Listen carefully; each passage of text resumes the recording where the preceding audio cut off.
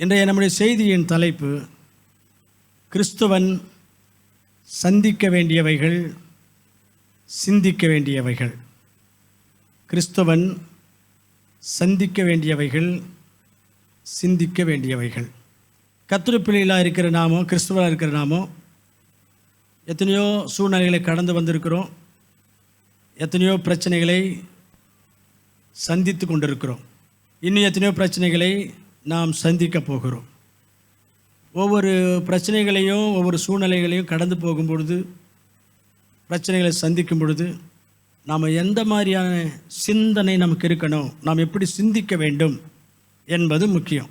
நம்முடைய சிந்தனையில் நம்ம சரியில்லைன்னா நம்ம சந்திக்கிற பிரச்சனைகளிலிருந்து நாம் மேற்கொண்டு முன்னேற முடியாமல் போயிடும். அதனால் எந்தெந்த பிரச்சனைகளை நம்ம சந்திக்கும் பொழுது எப்படியெல்லாம் நம்முடைய சிந்தனை இருக்கணும், எப்படியெல்லாம் நம்ம சிந்திக்கணும் என்பது ரொம்ப முக்கியமான ஒரு விஷயம்.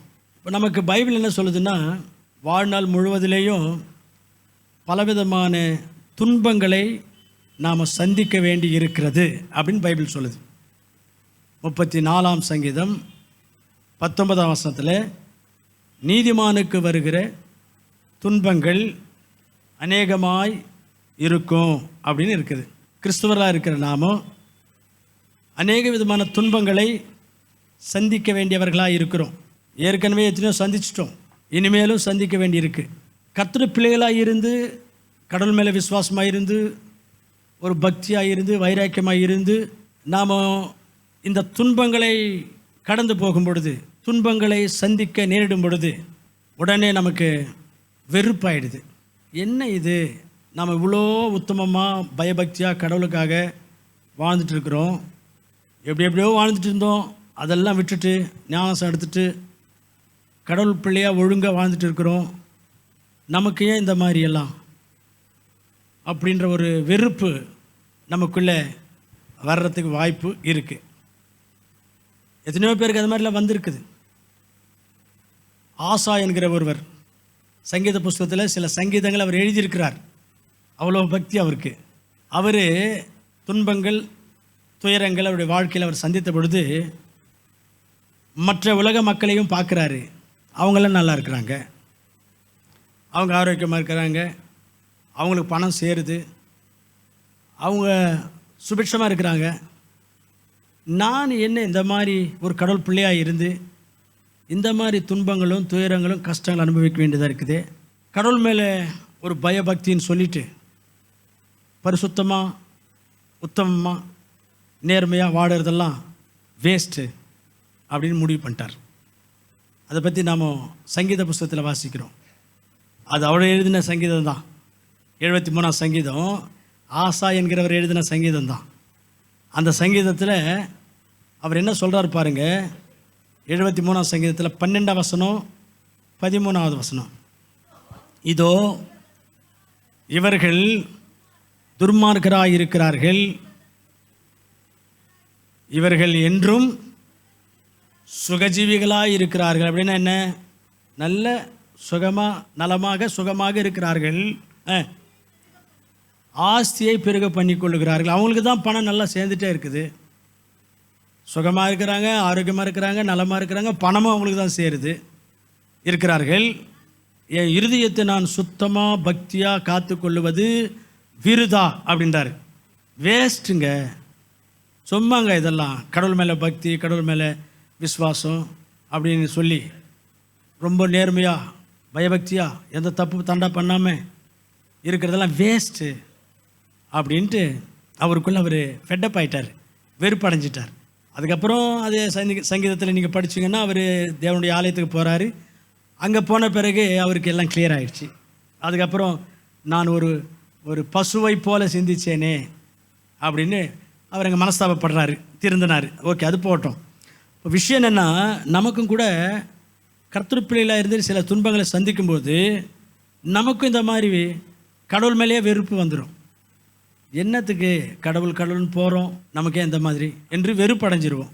அதனால அப்படிலாம் வெறுக்கக்கூடாது, வெறுப்படையக்கூடாது. அதே சங்கீதத்தில் 34ஆம் சங்கீதத்திலே நீதிமானுக்கு வருகிற துன்பங்கள் அநேகமாக இருக்கும், கர்த்தர் அவைகள் எல்லாவற்றிலிருந்தும் விடுவிப்பார் அப்படின்னு இருக்குது. அப்போ வரட்டும், வராமல் இருக்காது.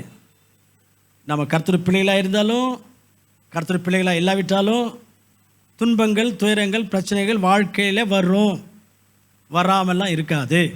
பைபிளில் யோபு 5ஆம் அதிகாரம் 7ஆம் வசனத்தில் இந்த உலகத்தில் மனுஷன் வருத்தங்களை அனுபவிப்பதற்காகவே பிறக்கிறான் அப்படின்னு இருக்குது. அப்போ இந்த உலகத்தில் மனுஷர்களாக பிறந்திருக்கிற ஒவ்வொருவருக்கும் வருத்தங்களும் துன்பங்களும் துயரங்களும் இருக்கும். வாழ்க்கையினுடைய நியதி இது. ஆனால் கர்த்தர் பிள்ளைகளாக இருக்கிற நமக்கு இருக்கிற ஒரு பெரிய ஒரு ஸ்லாக்கியம் என்னன்னா, நமக்கும் வரும், எல்லாருக்கும் வர்ற மாதிரியே, ஆனால் ஆண்டவர் எல்லாவற்றிலிருந்தும் நம்மை விடுவிப்பார். அப்படி தான் பைபிள் சொல்லுது. அதனால் நம்ம துன்பங்கள், துயரங்கள், வேதனைகள் சந்திக்கும்போது நாம் என்ன சிந்திக்கணும்னாக்கா, இருக்கட்டும், உலகத்தினுடைய நியதி, எல்லாருக்கும் வர்ற மாதிரி தான் நமக்கும் வருது, ஆனால் எல்லாவற்றிலிருந்தும் ஆண்டவர் நம்மை விடுவிப்பார், நமக்கு உதவி செய்வார் என்று நாம் சிந்திக்கணும். 1 கொரிந்தியர் 10ஆம் அதிகாரம் 13ஆம் வசனத்தில் கூட கர்த்தருடைய பிள்ளைகளுக்கு அவங்களுடைய தகுதிக்கு மேலே அவங்கள ஆண்டவர் கஷ்டத்தை அனுமதிக்க மாட்டாராம். அதனால் நம்ம அந்த மாதிரி சிந்திக்கணும். இது முதல் விஷயம். இன்னொரு விஷயம் கூட இருக்குது. ஆண்டவர் மேலே வெறுப்படைவோம். சில நேரங்களில் ஆண்டவரே கேள்வி கேட்போம், என்ன கடவுளே இந்த மாதிரி கஷ்டத்தை கொடுக்குறீங்களே அப்படின்ட்டு. கிதியோன் அந்த மாதிரி கேள்வி கேட்டார். நியாயாதிபதிகள் புஸ்தகத்தில் 6ஆம் அதிகாரத்தில் 12-13 வசனங்களில் தேவதூதன் கிதியோனுக்கு முன்பாக தோன்றி, கர்த்தர் உங்களோடு இருக்கிறார், நீ பயப்படாதே, நீ இந்த இஸ்ரவேல் மக்களை மீதியான இடத்திலிருந்து விடுதலையாக்கு அப்படின்னு தேவதூதன் வந்து கிதியோன்கிட்ட பேசும்போது கிதியோன் சொல்கிறாரு, கர்த்தர் எங்கள் கூட இருந்தால் எங்களுக்கு ஏன் இந்த மாதிரி கஷ்டம், எங்களுக்கு ஏன் இந்த மாதிரி அடிமைத்தனம், எங்களுக்கு ஏன் இந்த மாதிரி நசுக்கப்படுறோம், எங்கள் பொருட்கள்லாம் மீதியானியர்களும் அமாலேக்கியரும் வந்து கொள்ளையடிச்சுன்னு போகிறாங்க, இதெல்லாம் ஏன் நடக்கும், கடவுள் எங்களுக்கு துணையாக இருந்தால் ஏன் இந்த மாதிரி எங்களுக்கு நடக்கும் அப்படின்னு கேள்வி கேட்டார். அதுபோல் நம்ம கூட சில துன்பங்களை சந்திக்கும் பொழுது கடவுளை கேள்வி கேட்குறவங்களாம் மாறிடுவோம். கேள்வி கேட்கக்கூடாது. ஆண்டவர் நம்ம கேள்வி கேட்கக்கூடாது. கர்த்தர் பிள்ளைகளாக இருக்கிற நமக்கு அடுத்து என்னன்னு நமக்கு தெரியாது, ஆண்டவருக்கு தெரியும். அதனால் எந்த துன்பங்கள் துயரம் பிரச்சனை வந்தாலும் சும்மா பாட்டோடு நின்றுடக்கூடாது. நாம் எப்படி பாட்டு, உமக்காக யாவும் சகிப்பேன், உமது பெல்ல நீந்திடுமேன் பாட்டு பாடுறோமே, அதோடு நின்றுடக்கூடாது. சகிக்கணும். ஆண்டவர் அந்த சூழ்நிலையில் நமக்கு அவர் மகிமை காண்பிப்பார். அதனால் துன்பங்கள் துயரங்கள் மத்தியில் ஆண்டவரை கேள்வி கேட்குறவங்களாக இருக்கக்கூடாது, ஆண்டவர் மீது வெறுப்படைவங்களாக இருக்கக்கூடாது, ஆண்டவர் இடத்துல முறுமுறுக்கிறவங்களாக இருக்கக்கூடாது. இஸ்ரவேல் மக்களை ஆண்டவர் வழி நடத்திட்டு வர்றாரு. ஒரு இடத்துக்கு வரும்போது மாறா தண்ணி இல்லை குடிக்கிறதுக்கு. அப்படியே பார்க்குறாங்க, ஒரு இடத்துல இருந்துச்சு தண்ணி, பாடா தண்ணி இருக்குது குடிக்கலான்னு போய் குடித்தா அது கசப்பான தண்ணியாக இருந்துச்சு. அப்போது அவங்க முறுமுறுக்கிறாங்க, எங்களை ஏன் இந்த மாதிரி கஷ்டப்படுத்துறீங்க ஆண்டவரே, தண்ணி கூட இல்லாதபடிக்கு நாங்கள் தவிக்கணுமா அப்படின்ட்டு அவங்களுக்கு பாஸ்டாக இருந்து வழி நடத்தி வந்த மோசக்கிட்ட போய் பிரச்சனை பண்ணுறாங்க. அது மாதிரி நம்ம கஷ்டங்கள் துயரங்கள் துன்பங்கள் சந்திக்கும் பொழுது நாம் ஆண்டவர் விரோதமாய் முறுமுறுக்கக்கூடாது. அதனால் ஆண்டவர் எத்தனை வந்தாலும் எல்லா துன்பங்கள்லிருந்தும் விடுவிப்பேன்னு சொல்லிட்டதுனால விடுவிச்சிருவார் அப்படின்னு நாம் அப்படி சிந்திக்கணும். அந்த மாதிரி தைரியமாக இருக்கணும். முதலாவது விஷயம் அது. ரெண்டாவது விஷயம் என்னென்னு சொன்னால், நாம் இந்த உலக வாழ்க்கையில் சாத்தானை சந்திக்க வேண்டிய சூழ்நிலைகள் இருக்கும். பைபிளில் என்ன சொல்லுதுன்னா, நீங்கள் சாத்தானுடைய சக்திகளோடு உங்களுக்கு போராட்டம் இருக்குது அப்படின்னு எபேசியருக்கு நிருபம் 6ஆம் அதிகாரத்தில் 12ஆம் வசனத்தில் இருக்குது. எபேசு 6:12. ஏனெனில்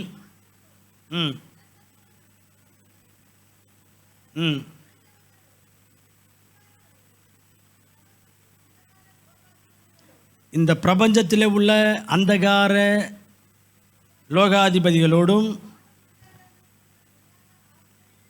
வானமண்டலங்களில் இருக்கிற பொல்லாத பிசாசுடைய ஆவிகளின் சேனைகளோடும் நமக்கு போராட்டம் உண்டு. இந்த சாத்தானோடு கூட சில நேரங்களில் நம்ம போராட வேண்டியிருக்கும். அதுங்களோட கூட உங்களுக்கு போராட்டம் இருக்கும். ஆண்டவர் சொல்கிறாருல்ல, போராட்டம் இருக்கும். டெய்லி இல்லைன்னா கூட அவ்வப்பொழுது அவன் ஏதாவது ஒரு வகையில் நம்ம டிஸ்டர்ப் பண்ணுவான். அவனோடு கூட போராட வேண்டிய சில சூழ்நிலைகள் இருக்கும். அவனை சந்தித்தே ஆகணும், வேறு வழி இல்லை. அவனை சந்திக்கும் பொழுது, அவனோடு கூட போராட்டம் நமக்கு வரும் பொழுது நாம் என்ன சிந்திக்கணும்னு சொன்னால், அவனுடைய காரியங்களை அழிக்கிறவர் நம்முடைய ஆண்டவராக இருக்கிறார். அவர் சாத்தானுடைய காரியங்களை அழிப்பதற்காகவே இந்த உலகத்துக்கு வந்தார் அப்படின்னு பைபிளில் இருக்குது. அதனால் அவரிடத்தில் நாம் முறையிடுவோம். அந்த இயேசு சாத்தானுடைய காரியங்களை முறியடிப்பார். அப்படி தான் நம்ம சிந்திக்கணும். 1 யோவான் 3ஆம் அதிகாரம் 8ஆம் வசனத்தில் வாசிக்கிறோம். பிசாசினுடைய கிரியைகளை அழிக்கும்படியாகவே இயேசு இந்த உலகத்துக்கு வந்தார் என்கிற ஒரு விஷயத்தை அங்கே நம்ம பார்க்க முடியும். 1 யோவான் 3ஆம் அதிகாரம் 8ஆம் வசனம்.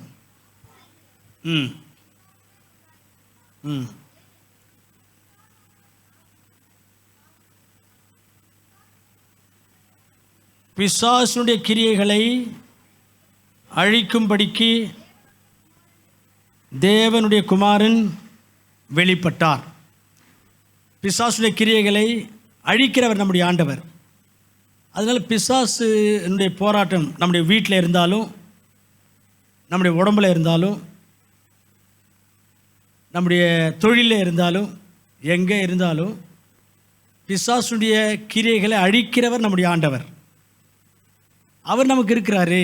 அவர்கிட்ட ஜெபம் பண்ணால் ஆண்டவர் அந்த பிசாசின் கிரியைகளை அழிக்க போகிறாரு. இதுக்கு ஏன் நம்ம பயப்படணும் என்று சிந்திக்க வேண்டும்.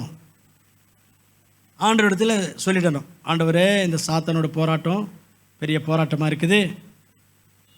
இந்த நீங்கள் அழிக்கிற தேவனாச்சே, இதை அழிச்சிருங்க, நான் உனக்காக ஜீவிக்கிறதுக்கு எனக்கு உதவி செய்யுங்க அப்படின்னு வேண்டிக்கிட்டாக்கா ஆண்டவர் அழிக்க போகிறார். ஆமென். 3ஆவதாக, இந்த உலக வாழ்க்கையில் நாம் சில உபத்திரவங்களை சந்தித்தே ஆகணும், வேறு வழி இல்லை. அப்போஸ்தலர் 14ஆம் அதிகாரம் 22ஆம் வசனத்தில் பவுலடியார் சொல்லுகிறார், பலவிதமான உபத்திரவங்களின் வழியாய் நாம் தேவனுடைய ராஜ்யத்துக்கு போகணும் அப்படின்றார். அப்போஸ்தலர் 14:22.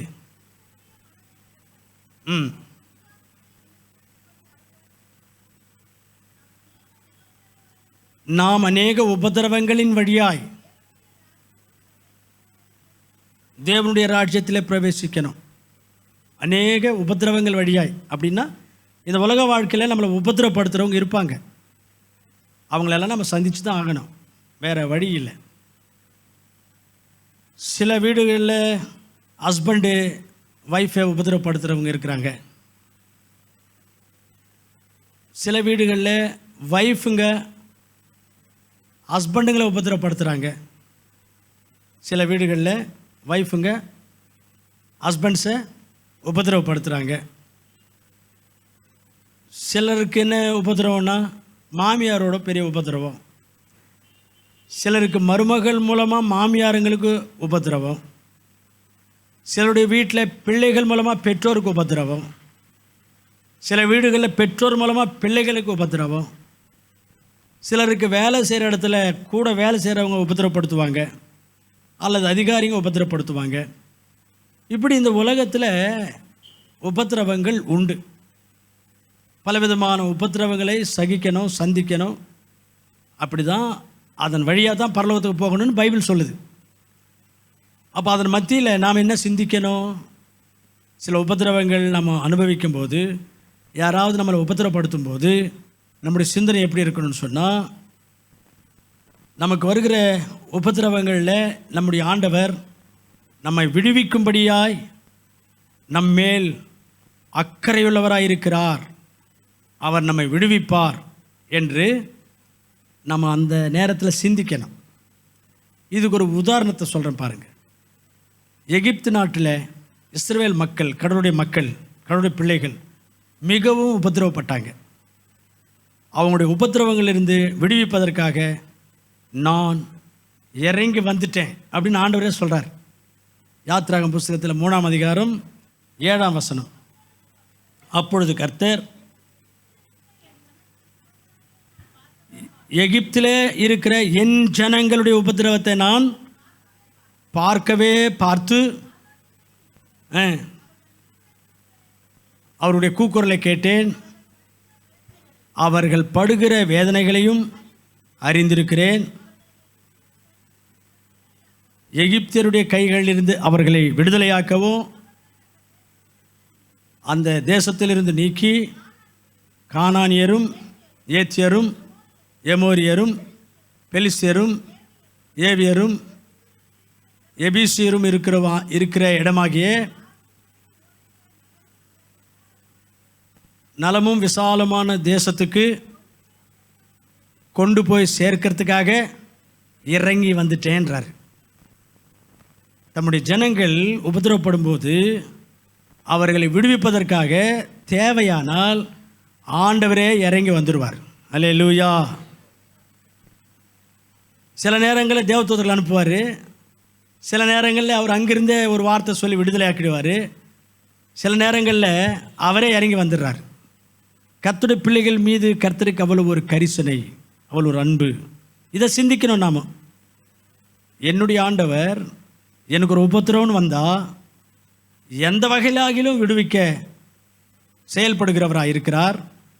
தேவையானால் அவரே இறங்கி வருவார். அப்படிப்பட்டவர் தான் என்னுடைய ஆண்டவர் என்று நாம் சிந்திக்கணும். ஐயோ இந்த மாதிரி உபத்திரம் வந்துச்சு, இந்த மாதிரி கஷ்டம் வந்துச்சு அப்படின்னு நாம் கலங்க தேவையில்லை. வேறு வழி இல்லை. உபத்திரங்கள் வழியாக தான் நம்ம கடந்து போய் பரலோகம் போய் சேரணும். அதுதான் ரூட்டு, அதுதான் வழி அப்படின்னு பைபிள் சொல்லுது. வரட்டும். இப்பொழுது உள்ளவைகளானாலும் இனி வருபவைகளானாலும் ஆண்டருடைய அன்பை விட்டு என்னை பிரிக்கவே முடியாது. யார் சொன்னது? பவுல் சொன்னார். அதனால் எந்த மாதிரி உபத்திரம் வந்தாலும் நம்ம கலங்க தேவையில்லை, கவலைப்பட தேவையில்லை. நம்ம விடுவிப்பதற்காக தேவையானால் ஆண்டவரே இறங்கி வந்துடுவார். அல்லேலூயா.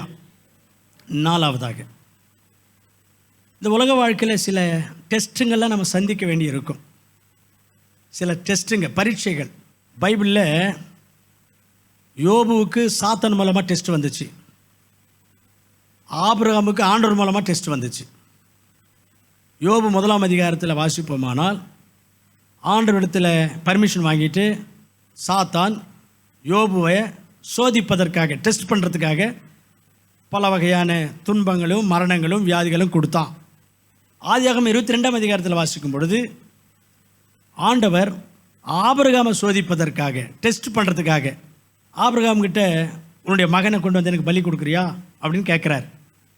22ஆம் அதிகாரத்தில் 1ஆம் வசனத்தில் ஆபிரகாமை சோதிக்கும்படிக்கு ஆண்டவர் ஆபிரகாமின் மகனை பலி செலுத்தும்படி கேட்டார் என்று வாசிக்கிறோம். அது இங்கிலீஷ் பைபிளில் நியூ கிங் ஜேம்ஸ் வெர்ஷனில் படித்தா God tested and said to Abraham அப்படின்னு இருக்கும். இப்போ ஆண்டவர் டெஸ்ட் பண்ணுறாரு அந்த இடத்துல ஆபிரகாமை. மொத்தத்தில் கர்த்தருடைய பிள்ளைகளாக இருக்கிற நமக்கு சில சோதனைகள், டெஸ்ட்டுங்கள்லாம் இருக்கும். நம்முடைய விசுவாசம் எப்படிப்பட்டது, நம்முடைய பக்தி எப்படிப்பட்டது, நம்ம ஆண்டவர் மேலே நமக்கு இருக்கிற அந்த நம்பிக்கை, வைராக்கியம் எப்படிப்பட்டது அப்படின்னு நமக்கு சில டெஸ்ட்டுங்களை ஆண்டவர் கொடுப்பார்.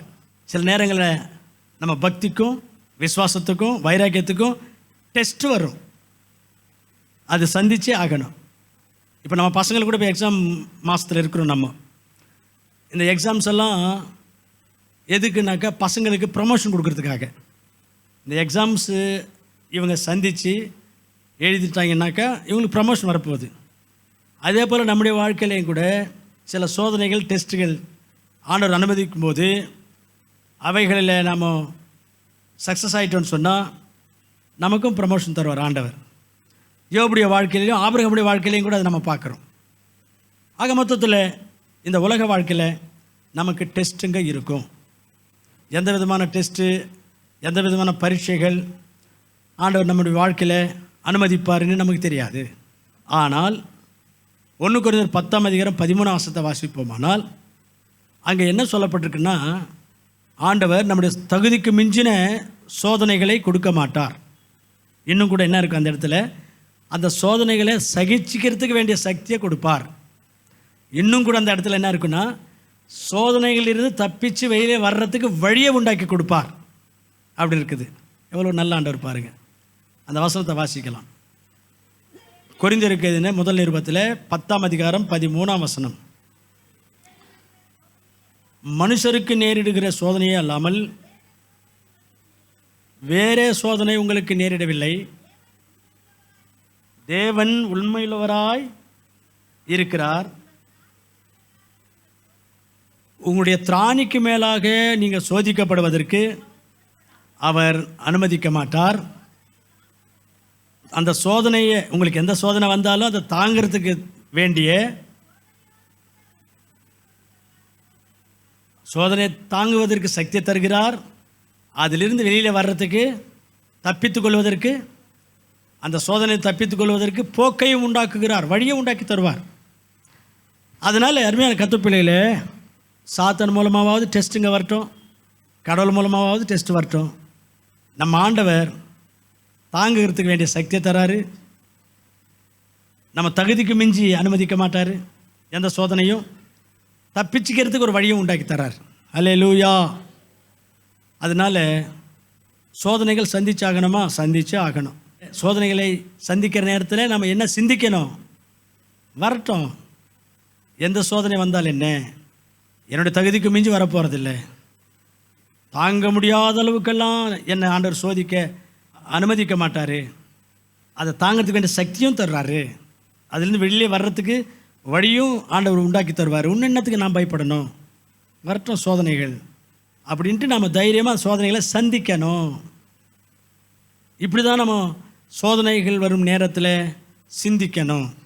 அப்போது கிறிஸ்தவர்களாக இருக்கிற நாமும் அந்தந்த சூழ்நிலைகளில் பிரச்சனைகளையும் சோதனைகளை சந்திக்கும் பொழுது எப்படி சிந்திக்கணும் என்கிற விஷயந்தான் ரொம்ப முக்கியமான விஷயம். அதை தான் நம்ம பார்த்துருக்குறோம். அதனால் நாம் இப்படியாக சிந்தித்து அந்த சோதனைகளில், அந்த டெஸ்ட்டுகளில் தேர்ச்சி பெறுவோமாக, சக்ஸஸ் ஆவோமாக. கர்த்தர் நமக்கு அப்படிப்பட்ட ஒரு கிருபை செய்வராக. கடைசியாக 5ஆவதாக, இந்த உலக வாழ்க்கையில் கர்த்தர் பிள்ளைகளாகி நமக்கு சில நேரங்களில் கர்த்தருடைய சிக்ஷை இருக்கும். கர்த்தருடைய சிக்ஷை, பனிஷ்மெண்ட்டு இருக்கும். ஆண்டவர் நம்மளுடைய பிள்ளைகள் ஆகிட்ட பிறகு நாம் தவறு பண்ணும்போது, பாவம் பண்ணும்போது அப்படியே விட்டுற மாட்டார். செய்யட்டும் செய்யட்டும்னு சொல்லி சும்மா இருக்க மாட்டார். இந்த ஆசா யோசிக்கிறார் பாருங்கள். அவங்களாம் நல்லா தானே இருக்கிறாங்க, அவங்க ஆரோக்கியமாக இருக்கிறாங்களே, அவங்க பாவம் பண்ணுறாங்க, துன்மார்க்கமான வாழ்க்கை இருக்கிறாங்க, ஆனால் நல்லா இருக்கிறாங்களே, நாம் இவ்வளோ பரிசுத்தமாக உத்தமமாக பயபக்தியாக இருந்து கூட நம்முடைய வாழ்க்கை நிலைமை சரியில்லையே அப்படின்றார் அவர்.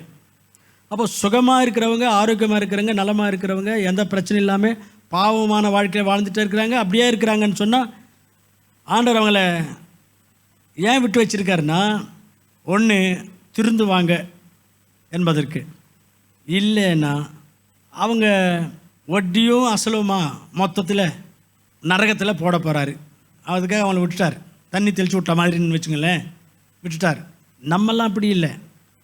நாம் ஆண்டோட பிள்ளைகளாக மாறிட்டோம். ஆண்டோட பிள்ளைகளாக மாறின பிறகு நம்ம ஆண்டவர் பரலோக ராஜ்யத்துக்கு ஆயத்தம் பண்ணி கொண்டிருக்கிறார். அவர் இருக்கிற அந்த மகிமையான தேசத்தில், மோட்சத்தில் நாம் போய் சேரணும். அதுதான் ஆண்டவருடைய பிரயாசம், எதிர்பார்ப்பு. அவர் நமக்காக செய்த காண்பிக்கிற அந்த அன்பு, தியாகம்லாம் அதுக்காக தான். அதனால் நாம் ஏதாகிலும் கடவுளுக்கு விரோதமான காரியங்களை செய்வோமானால் உடனே ஒரு சின்ன தண்டனை, ஒரு சின்ன சிக்ஷையை, பனிஷ்மெண்ட்டை கொடுத்து நம்மளை உணர்த்துகிறார். நாம் உணர்ந்து, அப்பா ஆண்டவரே, நான் இந்த மாதிரி பாவம் பண்ணிட்டேன், உமக்கு விரோதமாக தப்பு பண்ணிட்டேன், அதனால தான் இந்த மாதிரி ஒரு பிரச்சனை, இந்த மாதிரி ஒரு வியாதி எனக்கு வந்திருக்குது, இந்த மாதிரி ஒரு விஷயம் நான் அனுபவிச்சுட்டு இருக்கிறேன், இது நான் இப்போ உணர்றேன் ஆண்டவரே, என்னை உணர்றேன்ப்பா, என்னை மன்னிச்சிருங்க, இனிமேல் நான் அதெல்லாம் செய்ய மாட்டேன் அப்படின்னு நாம் திருந்தி நாம் நம்முடைய வாழ்க்கையை சரி செய்து கொண்டு அந்த மோட்ச ராஜ்யத்துக்கு தகுதியாக இருக்கும்படிக்கு நமக்கு ஒரு சின்ன லைட்டாக ஒரு சிக்ஷையை தருவார். இதை குறித்து பைபிள் என்ன இருக்குன்னா, எபிரெயருக்கு நிருபம் 12ஆம் அதிகாரம் 6ஆம் வசனத்தில், ஒரு தகப்பன் தான் நேசிக்கிற பிள்ளையை சிட்சிக்கிறத போல ஆண்டவர் அவருடைய பிள்ளைகளாக இருக்கிற நம்மை சிட்சிக்கிறார் அப்படின்னு இருக்கு. எபிரெயருக்கு நிருபம் 12:6. கர்த்தர் யாரிடத்தில் அன்பு கூறுகிறாரோ அப்படிப்பட்டவர்களை ஆண்டவர் சிட்சித்து தன் மகனை தண்டிக்கிறார். அப்போ நம்ம ஆண்டோடைய மகள்களாக இருக்கிறோம், ஆண்டோடைய பிள்ளைகளாக இருக்கிறோம். அதனால் அவர் நம்ம சிட்சிக்கிறார். எதுக்கு சிட்சிக்கிறார்? நம்ம மேலே இருக்கிற அன்பு தான் காரணம், நம்ம மேலே ஆண்டவருக்கு இருக்கிற பாசம் தான் காரணம். ஒரு சின்ன சிட்சையை கொடுத்து நம்மளை திருத்தி நம்மளை நல்ல ஒரு வாழ்க்கையை, ஆசீர்வாதமான ஒரு வாழ்க்கையோடு நம்முடைய வாழ்க்கையை தொடர்ந்து வாழறதுக்காக அவர் நம்ம சிட்சித்து சரி செய்து சரியான ட்ராக்குள்ளே நம்மளை கொண்டு வந்து அற்புதமாக வழி நடத்தி கொண்டிருக்கிறார். அல்லேலூயா. அதுக்காக தான் ஆண்டவருடைய பனிஷ்மெண்ட்டு. பைபிள் அந்த மாதிரி யாரையாவது பனிஷ்மெண்ட் பண்ணியிருக்காரா என்றால் தாவீதுக்கு கொடுத்துருக்கிற ஆண்டவர் பனிஷ்மெண்ட்டு. தாவீது செய்த பாவம் எப்படிப்பட்ட பாவம் நமக்கு தெரியும். அதுக்கு அவருக்கு பனிஷ்மெண்ட் ஆண்டவர் கொடுத்தாரான்னா கொடுத்தாராம். தாவீதே சொல்கிறார் 38ஆம் சங்கீதத்தில் 3ஆவது வசனத்தில் தாவீது சொல்லுகிறார், உமது கோபத்தினால் என் மாம்சத்தில் ஆரோக்கியம் இல்லாமல் போச்சு, என்னுடைய பாவத்தினால் என்னுடைய எலும்புகளில் சௌக்கியம் இல்லை அப்படின்றார். தாவீது செய்த பாவத்தின் நிமித்தமாக ஆண்டவர் கோபப்பட்டு இவருக்கு பனிஷ்மெண்ட் கொடுத்துருக்காரு. அதில் இவருக்கு ஹெல்த் ஸ்பாயில் ஆகிடுச்சு, அவருடைய ஆரோக்கியம் கெட்டு போயிடுச்சான். எலும்புகளில் கூட ஆரோக்கியம் இல்லையாம். எப்போ பார்த்தாலும் இடுப்பு வலி, மூட்டு வலி, கழுத்து வலி, அப்புறம் இந்த ஷோல்டர் வலி, இதெல்லாம் வரும். இவர் சொல்கிற மாதிரி பார்த்தாக்க இது மாதிரி ஆயிடுச்சு போல இருக்குது அவருக்கு. அதான் அவர் சொல்கிறார், என்னுடைய பாவத்தினால நீர் கோபப்பட்டு எனக்கு சிக்ஷையை கொடுத்தீர், அதனால் என்னுடைய ஆரோக்கியம் பாழாய் போயிடுச்சு, என்னுடைய எலும்புகளில் ஆரோக்கியம் இல்லாமல் போயிடுச்சு அப்படின்றார்.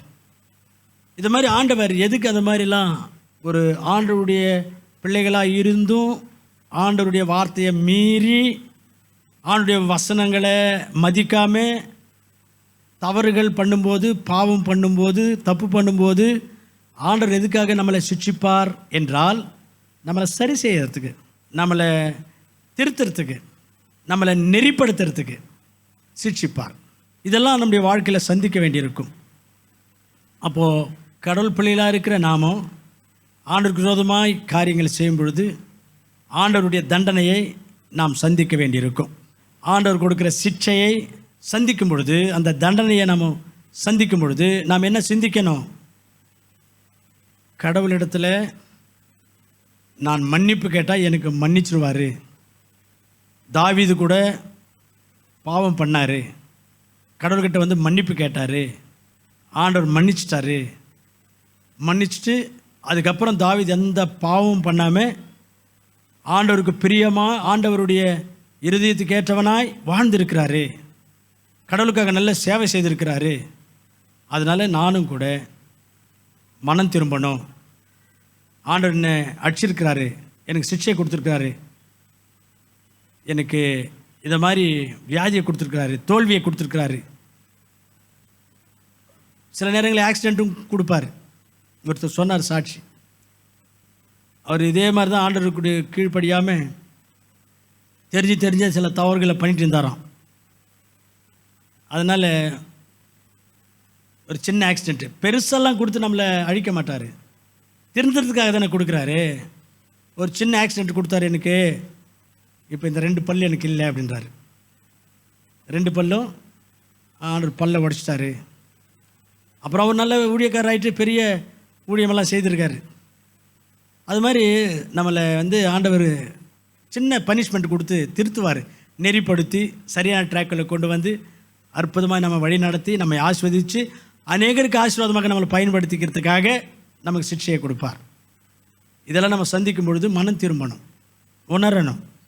உணர்வடைஞ்சு இதனால தான் எனக்கு இந்த மாதிரி ஒரு பிரச்சனை வந்துச்சு அப்படின்னு உணர்ந்து மன்னிப்பு கேட்டு திருந்தினா ஆண்டவர் நம்மளை ஆசீர்வதிப்பார், சீர்படுத்துவார், ஸ்திரப்படுத்துவார், பலப்படுத்துவார், அநேகருக்கு ஆசீர்வாதமாக நம்ம பயன்படுத்தி கொள்வார். இப்படியாக அருமையான கர்த்தப்பிள்ளைகளே, ஆண்டவருடைய சிக்ஷையை நாம் சந்திக்கும் பொழுது, ஆண்டவர் கொடுக்குற தண்டனையை நாம் சந்திக்கும் பொழுது நமக்கு மன்னிப்பு இருக்குது. தாவீதுக்கு மன்னித்த தேவன் என்னையும் மன்னித்து என்னையும் ஆசீர்வதித்து என்னையும் பயன்படுத்தி கொள்ளுவார், என்னையும் உயர்த்துவார் என்கிற சிந்தையோடு கூட நம்ம சிந்தித்து நடந்து கொள்ள வேண்டும்.